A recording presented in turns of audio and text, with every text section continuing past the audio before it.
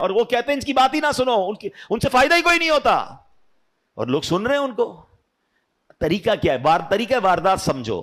پہلے کسی طرح امت کو علماء کرام سے بدزن کر کے دور کر دیا جائے کہ یہ مسجدوں میں جا کر کوئی بیان نہ سنے، کسی عالم دین کی بات نہ سنے، پہلے اس سے دور ہو جائیں، پھر یہ اولیاء کرام کا احسان ماننا چھوڑ دیں، پھر یہ صحابہ کرام سے دور ہو جائیں، آہستہ آہستہ اسلام سے ہی دور ہو جائیں۔ آہستہ آہستہ کاٹا جاتا ہے نا رسی کو، یہ پلان ہے، یہ سمجھیے گا، یہ باقاعدہ یوں سمجھیے شیطان نے پلانٹ کیے ہوئے لوگ۔ لیکن ہمیں بھی شوق ہے سب کی سننی ہے، نہ کرے ایسا۔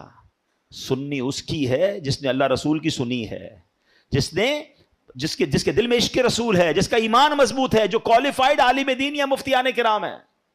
بھائی ہم اپنی بلڈنگ جو ہے کسی موچی سے تو نہیں بنواتے نا، ہم بلڈر سے بنواتے ہیں۔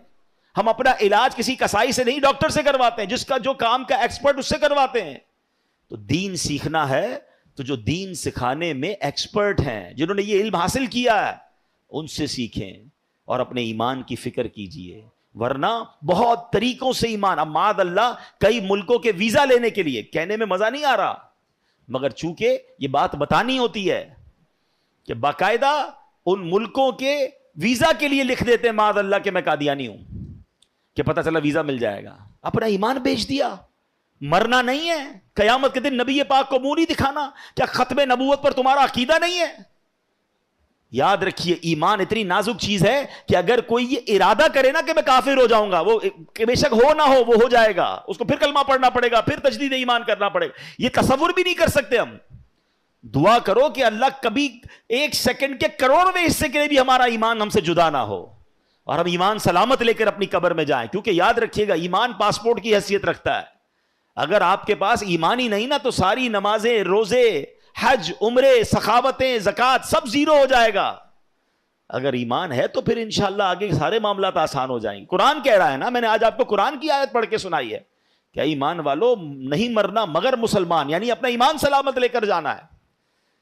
تو آج قرآن پاک کی ان مبارک آیتوں میں ہمیں دو میسج ملے ہیں کہ اللہ سے ڈرنا ہے جیسا ڈرنے کا حق ہے، اور اپنا ایمان سلامت رکھنے کی فکر کرنی ہے۔ اور یہ اس کو آرڈنری نہ لیں۔ میں نے آپ کو ولیوں کے واقعات سنائے نا، ایک آخری حدیث سنا دیتا ہوں۔